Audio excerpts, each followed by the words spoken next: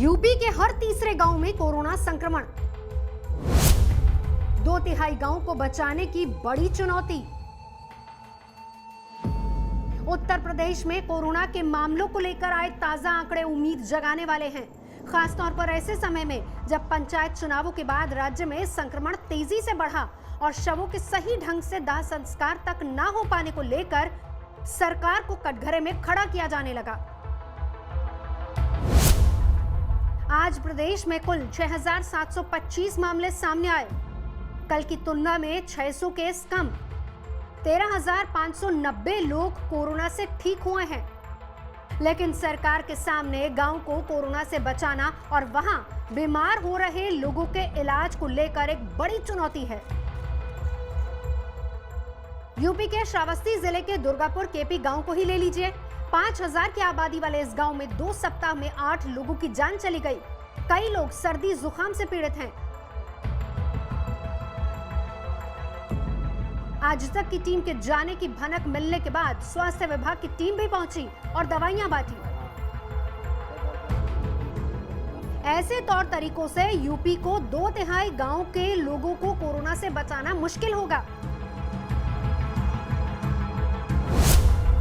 उत्तर प्रदेश में लगभग 90,000 गांव हैं। इनमें से अब तक 62,000 गांव कोरोना संक्रमण से मुक्त हो चुके हैं।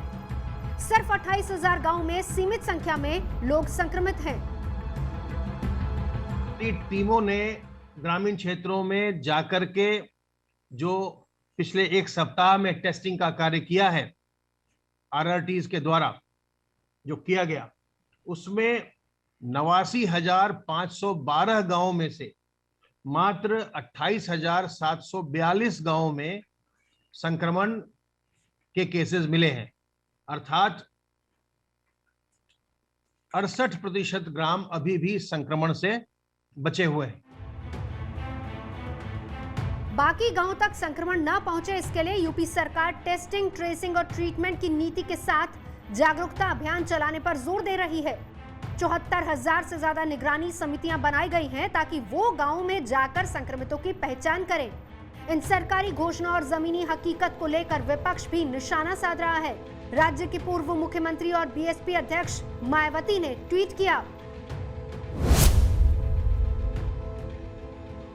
यूपी के ग्रामीण क्षेत्रों में कोरोना बहुत तेजी से लोगों को संक्रमित कर उनकी जान ले रहा है। लोग जैसे तैसे उनका दाह संस्कार करने को मजबूर हैं।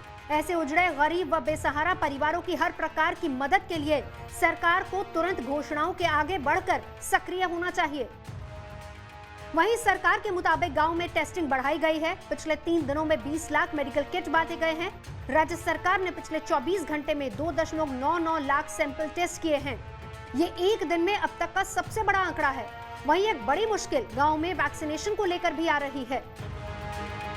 टीकाकरण के बीच 18 से 44 वर्ष की आयु के जहां लोगों को वैक्सीन की उपलब्धता को लेकर के वो जगह जगह पहुंच रहे, तो वहीं दूसरी तरफ 45 से ज्यादा वर्ष की आयु का जो टीकाकरण हो रहा है, उसमें समय की जो अवधि है दूसरे डोज की, वो बढ़ाने से अब उतना भीड़ नहीं दिखाई दे रहा। मौजूद है चिन्हट सामुदायिक स्वास्थ्य केंद्र के इस टीकाकरण के स्थान पर, जहां पर सुबह से टीकाकरण हुआ, लेकिन इसके साथ ही एक जो बड़ी चुनौती सामने आ रही वो ये है कि प्राथमिक स्तर पर, यानी कि गांव में, सुदूर क्षेत्रों में लोगों में वैक्सीन लगवाने की जो कमी है, वो एक बड़ी चुनौती बनके प्रशासन के सामने आई है।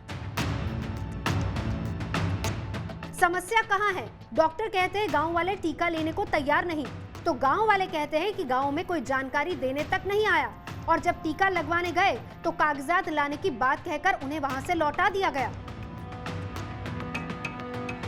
ग्रामीण इलाके में हमने वैक्सीनेशन, हमारे यहाँ जो गौर था, हमने काफ़ी आशा के द्वारा काफ़ी मैसेज दिया, काफ़ी हमने प्रयास किया और लोगों में मोटिवेट करने के लिए काफ़ी प्रयोग किया, लेकिन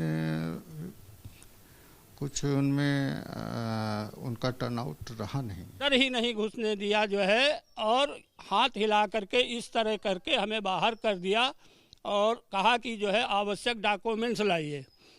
किसी भी तरह के डॉक्यूमेंट्स का कोई चार्ट बोर्ड लगाया नहीं गया, ना आधार का, ना पैन कार्ड का, किसी तरह का आवश्यक कार्ड लाइए। बाकी ये कह लेना कि गांव में कोई इत्तला हुई, गांव में किसी को बताया गया, ऐसा नामुमकिन है, एकदम झूठ बोला जा रहा है। इस बहस के बीच कोरोना संक्रमण से निपटना आसान नहीं होगा। बरसों से खस्ता हाल पड़े स्वास्थ्य केंद्र और उसमें तैनात स्वास्थ्य कर्मियों और गांव वालों के बीच अविश्वास की खाई को पाट कर ही इस जंग को जीता जा सकता है।